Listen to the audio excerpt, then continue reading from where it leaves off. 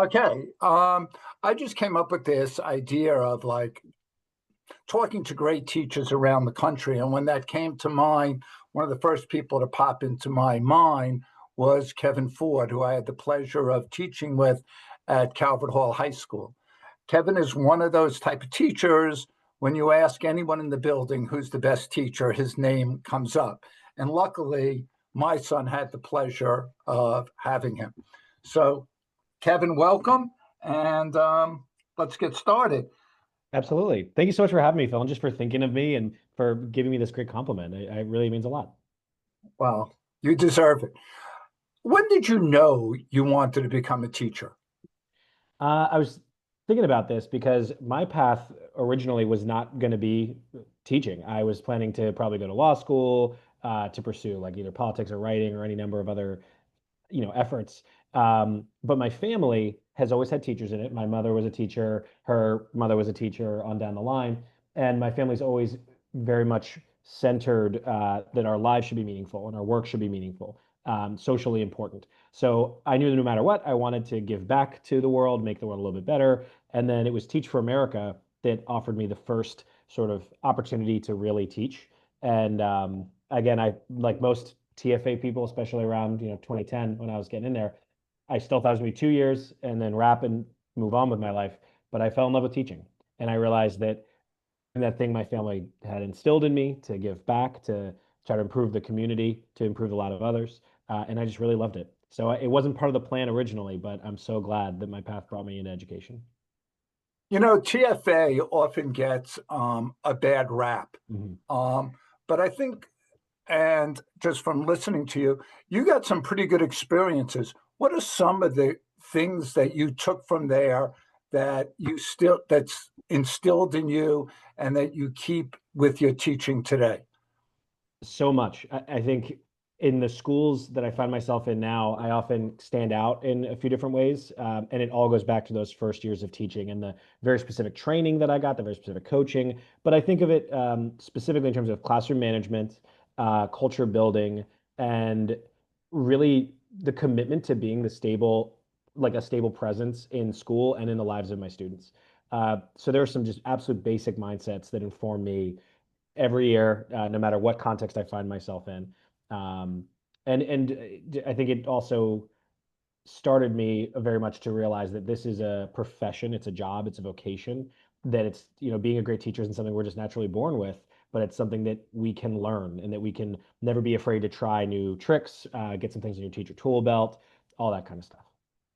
You talked about culture. Mhm. How do you go about building a culture in a classroom? I think it starts, well, it's everything is grounded in empathy. We have our first day with students tomorrow. And so I'm thinking about, especially our ninth graders, more than half of them are going to be new to the school. And so empathy allows me to know and to be aware of how are they feeling walking in there? What are the anxieties, the stresses, the excitements?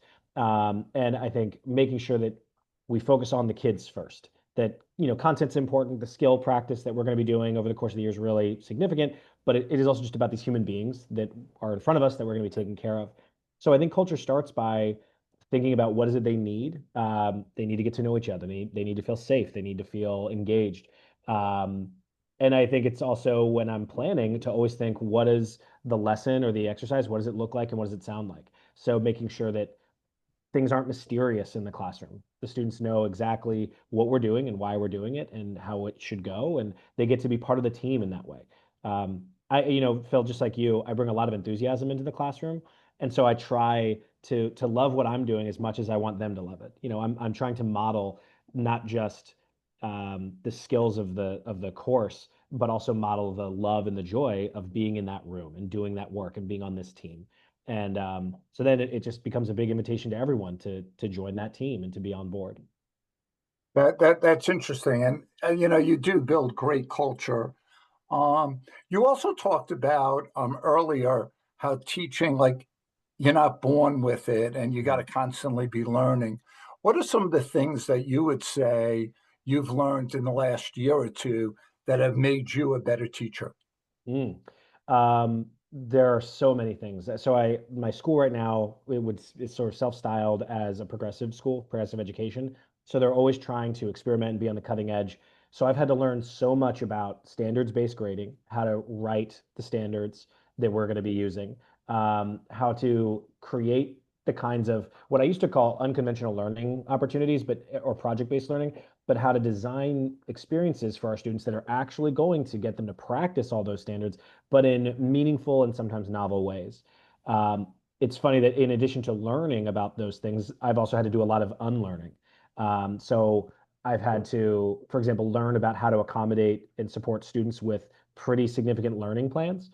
And part of that is unlearning the sense that audiobooks, for example, are bad or poor substitutes. And instead embracing that and realizing that audiobook, like whatever's going to help a student engage with the text and retain it and use it, that's a good thing.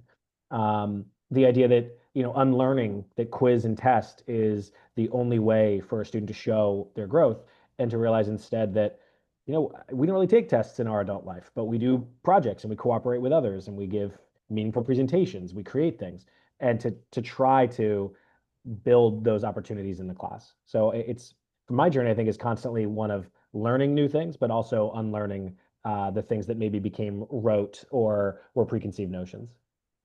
I'm interested in, and this is a totally different thing, but it popped into my head because it seems like English teachers are talking about this all the time. Mhm. What's your view on ChatGPT? Oh man, yeah, complicated is my first thought. My school challenged us over the summer. It was kind of our summer work to fiddle around with generative AI and to experiment and see what came up. And that helped me probably get a little bit more comfortable with it, even while I'm still very skeptical. And I think, like many of us, I have moral concerns, philosophical concerns, environmental concerns. I have all kinds of concerns. But at the end of the day, I'm reminded that the thing we're really worried about as teachers, it's not that ChatGPT exists, it's that it can be abused, right? It's that students can cheat an assignment in a way that ultimately cheats their own opportunity to learn. So I think of it as almost like abusing the AI system. Um, I will be piloting starting tomorrow a brand new ninth grade course that I designed over the summer. We're calling it Writer's Workshop. And the idea is to recognize that AI exists, it is here. And I think that the best way to mitigate its abuse is to do a lot of cooperative, writing to make sure that students are generating on their own, to have lots of checkpoints with the teacher, and to start thinking much more about process over product. For a long time, the essay at the end, that final draft was the thing, and that's what teachers were going to look at. And now I think it's incumbent on us to really know our students, to support them in finding their own voice, to see all of the inputs that will ultimately allow them to write something really great, because it disincentivizes them from just pushing a button and having a paper done, especially when they have some agency and some control in it. So I feel like I'm rambling a little bit at you, but I am concerned about it when it's being abused because it means that our students aren't practicing, that they're not going to find their own voice, and we know that AI is always going to put something better out when you put some of yourself into it. And so while I am skeptical and concerned, I am excited about it for helping some students be organized. I'm excited for it to help me generate exemplars, for example, that my students and I can contend with in class. But at the end of the day, I realize it's a challenge. I need to know my students, support them through their process, and help them find their voice. And if we can do that, I think that their writing is going to be better than anything ChatGPT would be able to put out. It's interesting.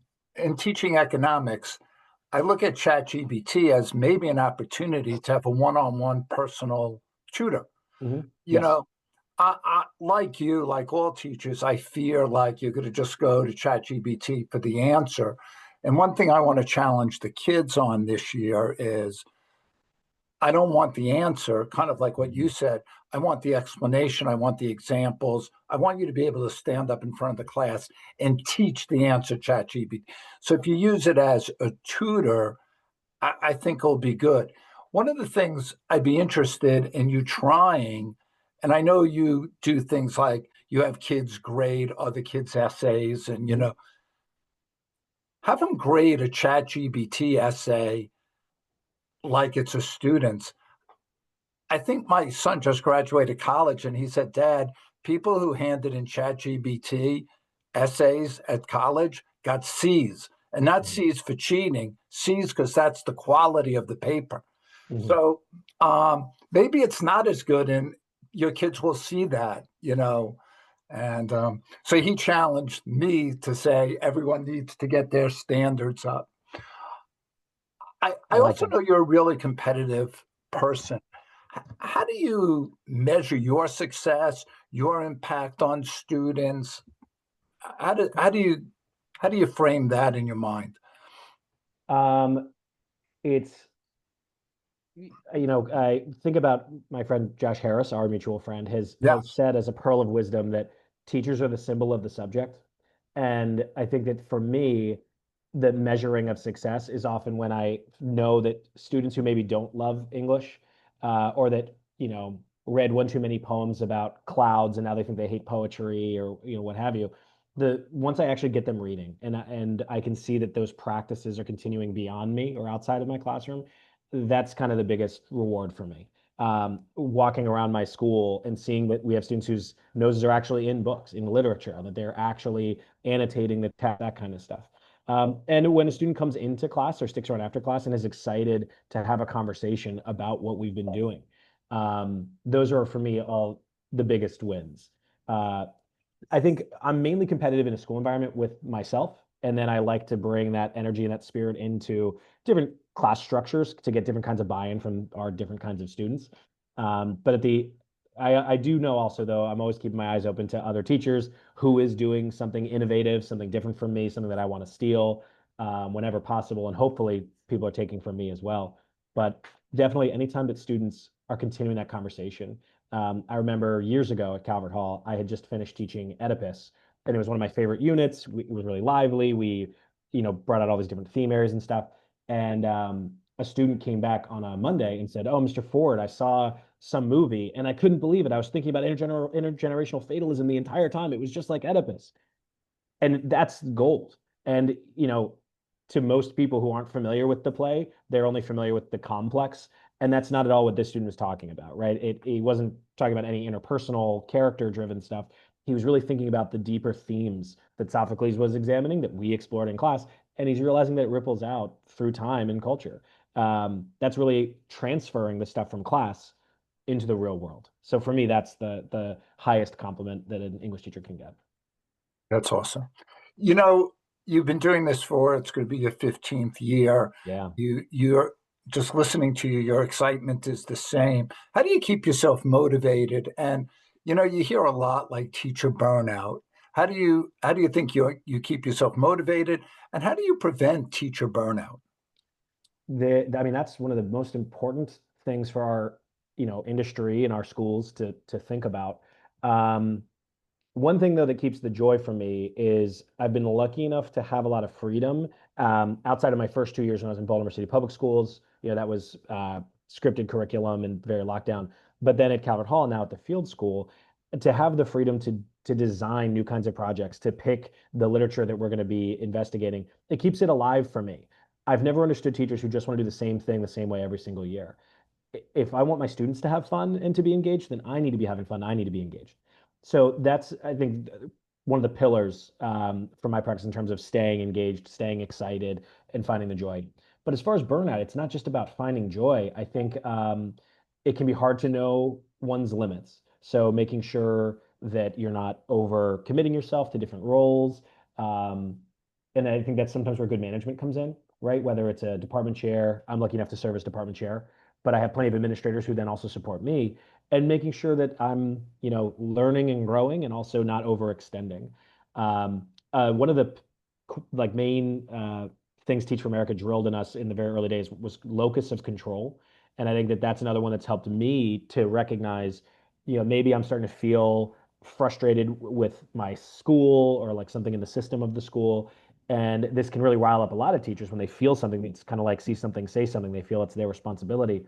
And then sometimes things don't go the way they want, and that can lead to disenfranchisement, disappointment, frustration, and eventually burnout.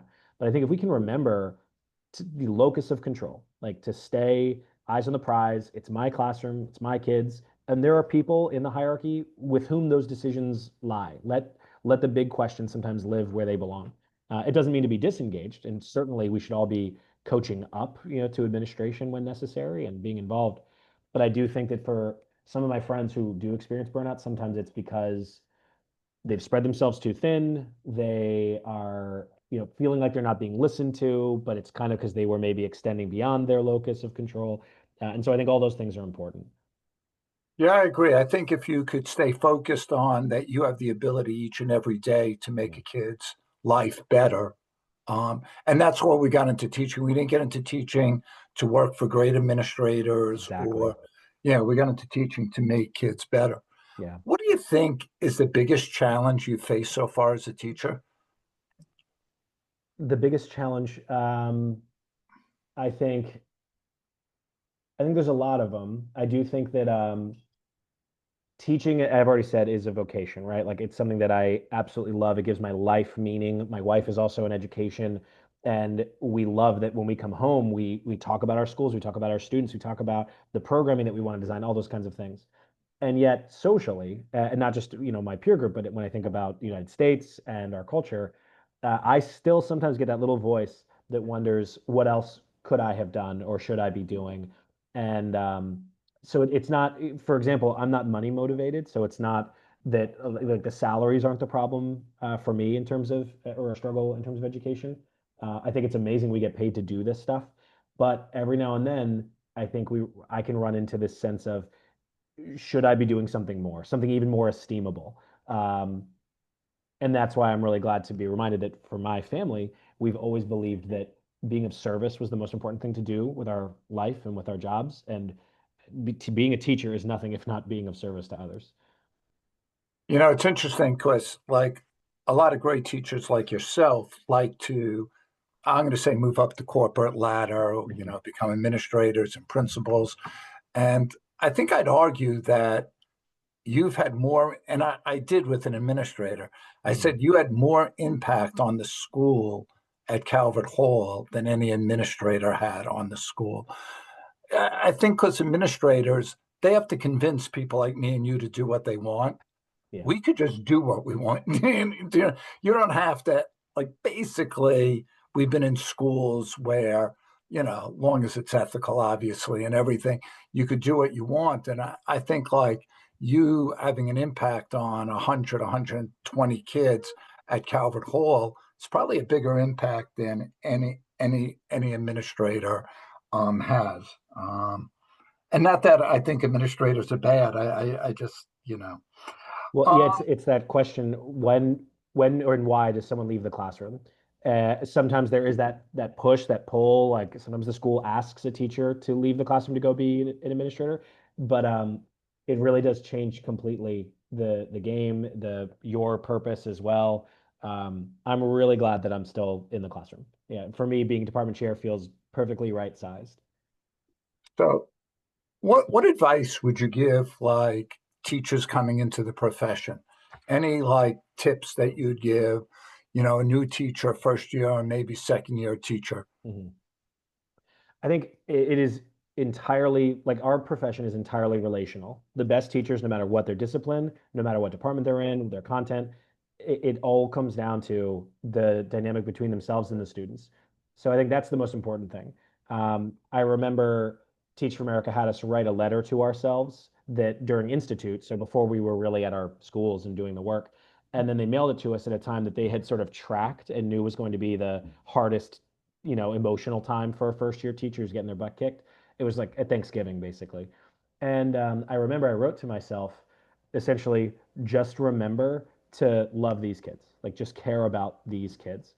The students I was working with in East Baltimore had something like 4 language arts teachers in just 2 years. So people were quitting on them mid-year and then coming in and quitting again. And I don't know the circumstances of those teachers, but I remember telling myself, like, no matter what, I'm staying. Like I'm gonna, no matter what, be there for my students, even if things are going totally awry. And of course, we had good days and we had bad days. We had some really bad days. But no matter what, those students knew that I cared about them and that I wasn't going to go anywhere, and that I was going to be back the next morning as bright-eyed and bushy-tailed as I could be. Another chance to start fresh. So I think that's the most important thing. Whether it's classroom management stuff or if it's attendance stuff or if it's even a great student who's already got aptitude rising even to higher heights. I think all of those things start to click when the student doesn't feel anonymous and instead feels known, seen, and supported by you, the teacher. So any new person in our profession, if they can really center the students first and just get to know them and care about them, then they're on the right track. Yeah, I agree. Support. I always believe high expectations with high Oh yeah. support is a great combination. You're talking a lot about relationships. I think sometimes that gets confused with letting kids do with whatever they want. Mhm. I know we've worked in a school together where we both could probably picture a teacher who everyone likes, but no one's learning. Mhm. Can you clarify, like, how you have great relationships, but use those relationships to get kids to exceed probably their own, even their own thoughts of their own ability? Certainly. I think about this both as classroom teacher and then also in my capacity as a chair, because I have to, support teachers in getting better and whatnot. But even just in life, I think about how we cannot be afraid to have hard conversations. And that all of those relationships, whether it's with a colleague or with a student or with, a dear friend or something, everyone is going to be better and do better if they are fully seen. And that doesn't mean just the good stuff, right? It means being able to help them grow to fill any gaps, and we need to be willing to challenge people. Um, a thing that came to my mind last year in having a kind of a tricky coaching situation with one of my staff was that I had built rapport with this person, and I felt that nervousness that I think some teachers do too in the classroom of if I have that hard conversation or if I say the thing that they really need to hear, then we might lose that rapport, right? Or that the dynamic might change. And I think sometimes teachers struggle with the fear of changing the tone of their class, or like they were maybe overly familiar. And now, how do you get it back? But at the end of the day, we have social capital because we'll need to spend capital, right? That's kind of an economic pun, I think, too, right? Like Right. we have capital to spend it. And so why did you build that rapport if you're not going to rely on it, if you're not going to sometimes put it to the test? Um, it's things like remembering also we are in loco parentis. And as parents, we need to make sure that we actually are seeing and challenging and supporting our students. My wife, who's a school counselor, sometimes says we have to choose our hard. And it can be hard sometimes to have a conversation with a student or to make a student upset. But if you just always extend the assignment, or if you're just giving away A's, or if you're not actually pushing them, then there's going to be a new hard down the road, some other tougher thing to deal with.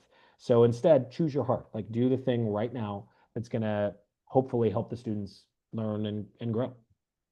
Well, that was awesome. Hold it. Now I'm having a battery issue here that I need to fix with my computer. Are you talking to me, Phil? Yeah, I somehow my computer became unplugged, so I just want to plug it up. Gotcha. Okay, there we go. You mentioned even that sometimes you think you could be doing something else. What's something you wish the general public knew about teaching? Mm. Um, one of my dearest friends who did Teach for America with me, he followed his plan. He stuck with it. He did 2 years and then went to law school and then was a lawyer working in a law office, all that kind of thing in Baltimore. And he just talked about how everything is easier than teaching, right? Being a lawyer, having these high intensity meetings, all these kinds of things, it's easier than teaching. It's less exhausting. And people didn't believe him. Other lawyers in the office didn't believe him. And so he would describe for them, imagine your most intense day. You've got 6 clients coming in and you have to give an hour-long presentation. You have to convince them of something, get them bought in, whatever. That's really intense, right? And they say, yeah, of course. How much time do you get to prepare for that? And they go, oh, I'll probably get about a week. And he says, okay, teacher is having 6 of those meetings every single day with their most critical, most discerning clients, and they don't get a full week to prepare for that one thing, that one meeting. And so, our profession is one where I think people like you and me, Phil, people who really care. We're trying to go in every single day and make the most of that time because we know how fleeting it is and how precious a resource that time is of us in front of the students and getting them to do the work. And I think I would really want the rest of the world to realize that it is not easy, right? That this is some of the most important stuff that happens in our society. It's a sacrifice, and that it is, I mean, it's right up there with like nurses and doctors. It's, the most important kind of profession. And we, as a society, we need teachers and we need schools and we need our kids to be supported by great people. And so I think more appreciation for our vocation is the thing I would love to try to get out of the wider world. I agree with you. I think people think teaching. I think if you want to be mediocre, Mhm. teaching's really easy Yeah. because you really could just slide by. I think if you want to be great, it's almost impossible. um, but I do agree. People kind of think, you have your summers off, you work from 9 to 3. Like the Mhm. laziest teacher doesn't really work teacher hours, they always work more. So I think you hit a good point there. If you could go back, Kevin, and talk to the first year teacher, Kevin Ford, what would you change or what advice would you give him now? Oh man,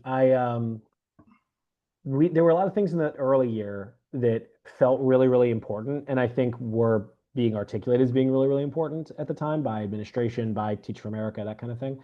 That was probably good practice, but at the same time, if I could go back, I would basically mentor myself and say, calm down a little bit, you're going to be okay. Um, for example, like the depth of detail that we had to do in our lesson plans, and we had to have a binder that it was available to anyone who walked right in the door to be able to see that we had done the plan. It was kind of a gotcha thing. And I remember taking it, so I was putting hours and hours and hours into one lesson plan for one day. And it just wasn't sustainable. And I think, it reminds me of what I tell students about annotation systems or study systems for that matter, that there is no one way of doing it. And anyone who tells you there is one best way is wrong, right? The best way is whatever works for you. And I think that's true of lesson plans and unit plans as well. Our brains all work differently. We all think differently. And what should matter is the way that we execute. One of my mentors at Calvert Hall, Steve Hooper, who was the chair when I came in, it was such a relief for me to learn that I didn't have to put an objective on the board, that I didn't have to have this binder of lesson plans available for a gotcha as someone pops in to observe. His philosophy was that planning should be evident in execution. So when he would observe, or when anyone would observe, his sense was that just by being in the class, being in the space, you can tell that that teacher is methodical, is intentional, has planned, or maybe that teacher hasn't. And I'm not sure that the piece of paper that I fretted so much about as a first year teacher, I'm not sure that that was always the best indicator of preparedness. I also think I would probably go back and tell myself to be easier on myself or kinder to myself. The idea that, the kids need you to be rested, right? If you just stay up all night fretting and anxious and planning and grading and all those kinds of things, they're sometimes that's valuable, but also you'll be better for students if you're taking care of yourself. So those are kind of two things I'd probably tell young Kevin.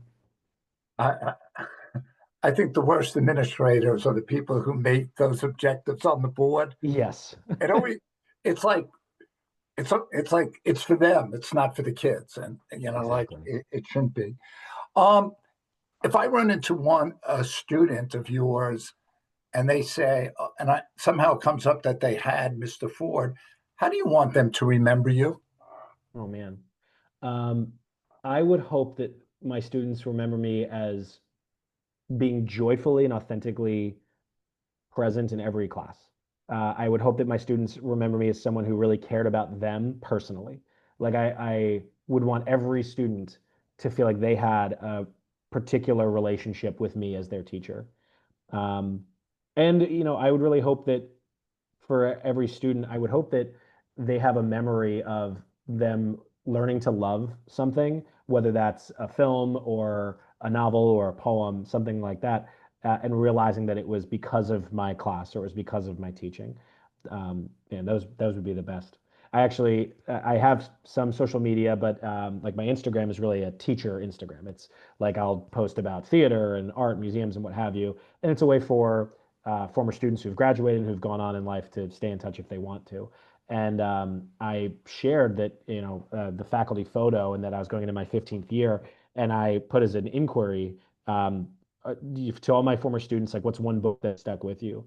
And I got something like 30 different responses from people, from former students. And they're saying specific books. Some of them I thought was a terrible unit, or I didn't think I did a great job, or I remember how hard it was for students to navigate. And they're saying things like, this book is why I then studied philosophy in college, or some of the lessons in this book I think about when I'm doing my physics PhD, was one student. And just the fact that some students say, I hadn't read a book in a long time, and then I had you, and I realized that I loved some kinds of books, and now I'm still reading. Like, that's a gift of a lifetime. And to hear that is, a gift to your teacher. So Um, you part of your greatness is enthusiasm, but as any person in the day-to-day life, sometimes your baby stays, has a bad night, you're up yeah. late, you're tired. How do you make sure on those bad days that you're still on? Part of that for me is authenticity. Like, even more than just being energetic is being authentic. And I think teachers do a disservice whenever they try to sort of hide things, whether it's, like, basically, if a student were to ever say, why are we doing something? The teacher should know why and be able to say that. Anyway, that for me is kind of an umbrella, that if I have a really bad night with my son, who's a little over 1 year old now, and so this happened quite a bit last year, I think being able to just be open about that. We're modeling so much more than just our content when we're teaching. We're modeling how to be a responsible adult, how to be a professional, how to be a member of a community. And so if I'm really exhausted, like maybe my son had us up for 2 hours in the middle of the night, so your sleep is, bifurcated. My brain is not going to be working at highest functioning capacity. To just share that with students, not in a way that is self-aggrandizing, or to be a martyr, or even to like curry favor. Like, that's not the point. The point is being authentic, acknowledging how you're doing, because that's being a good community member, and then also being able to say, and yet we're still going to move forward with our day, and here's the work that we're going to do. Sometimes the students need to put a little bit of that energy in for the teacher, just as much as the teacher often puts energy out there for the students.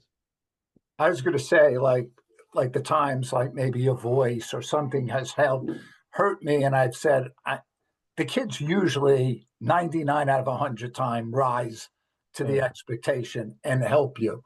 Um, I always felt that on observations too. Like yeah. the students they picked it up. They kind of had a sense that we gotta bring our A game today, and I think that's always a great feeling. Um, One last question, and then I'm going to let you, if there's anything you feel you'd like to finish with. What do you think is your proudest moment so far as a teacher? Oh man, I have many. I think right now the things that I'm most proud of are um, the things I've built, right? Like, I love that I've had the opportunity to build programming for students outside the classroom, like, the Leadership Institute at Calvert Hall, for example. I'm proud that it lives beyond me, right? That it still has something of meaning for the community. But I also think about, I'm really proud of the way that I can adapt the curriculum to meet the moment, and the way that my students get really revved up when they realize that the classroom experience is intentionally designed, and it's for them, and it's for this moment. The best example of that is I end my junior year. I've done this now for 3 years. We're going to do it again in the fourth year. We iterate, we make it a little bit better, but it's American Lit. And so we end our year with a banned book unit. There's kind of a tragedy to my mind that all around our country, there are books that are being challenged, restricted, banned, all kinds of things, and often very arbitrarily. And so that's a moment at the end of the year. It's our capstone project where students have learned some basic skills of researching, inquiry, developing, outlining, et cetera. But they get to pick a book that's challenged somewhere in the United States. We let parents have right of first refusal, but they read, research, and reclaim that text. These are 16-year-old students who realize that even right now they are part of this society, that they are allowed to be frustrated with something, that they're allowed to have an opinion that's big and maybe even contentious, and that there's a utility to everything that we've done in class. It's amazing that that unit even lets me make the act of reading seem almost transgressive. Like there are people that don't want you to read this book, and now you get to read this book and tell us why it's great and why it's important, all that kind of thing. So I think my greatest points of pride ultimately go back to the things that I'm lucky enough to get students to do. Like I'm not proud so much of the things that I do as I am of my students. And I'm just lucky to have been in the position to put something in front of them and that they make magic out of it. I love the band, but there's nothing that motivates teenagers more than doing something they're not supposed to do. So Exactly. that's awesome. Anything that you would like to say that you don't feel we covered so far? Um, I think for conversation for future, I think I'm very lucky to have taught in three very distinct contexts. Like I started my career in Baltimore City Public Schools in a very underserved community. School got shut down 2 years later. And that's a very particular side of the American educational experiment. And then I get to meet with you, work with you at Calvert Hall, and it's a very different demographic. It's very socioeconomically diverse. We have, three tracks and all those kinds of things, and that's very different. And now I'm in this third school that is progressive education. Our school is basically in a Gatsby mansion. It's beautiful, but certainly doesn't look like a traditional school in many ways. And we're serving yet again a very different population. And I find myself wondering, and I would love to be able to talk with you and other great teachers about it, but to wonder about what are the things that are maybe universal that cut across all three of those domains, the full spectrum of educational experience. What are the real best practices and where are they living? And I, started my career because of a sense of justice, and I think education is a justice issue. And so I also really am curious about where are there inequities. They are everywhere, but where are they, and what can maybe we do as citizens, as teachers, to create a better, more equitable and more positive experience for all students. The better our schools are, the better our country is, the better our future is. And so that's a thing I would love to kick around a little bit. You, it'll be interesting. It'll be interesting if this project of mine really builds momentum. I'll be talking to people from different schools around the country, hopefully. Mm-hmm. And you would think that as we watch them, certain things might continue. Like, I'm guessing relationships is universal. Do you know what Yeah. I mean? Oh yeah. And it'll be interesting. But the one thing I'll agree with you, I think it's a big advantage to me that I've taught at four different schools. Mm-hmm. Um, just the fact that I have friends at different places, I've had different administrators in leadership, and each school, like the weakest academic school, maybe I learned a lot. Like you would say, Mm-hmm. you learned from Baltimore City. So I'd agree with you on that. I definitely think um, if you stay at one school, sometimes you don't even appreciate what that school has because that's Yeah. all you know. But I really appreciate your time. I know your time is valuable. I know tomorrow's opening day for both of us, so I wish you a great opening day. And we definitely need to get a group of us together and get a breakfast or a lunch during one of these days. Okay.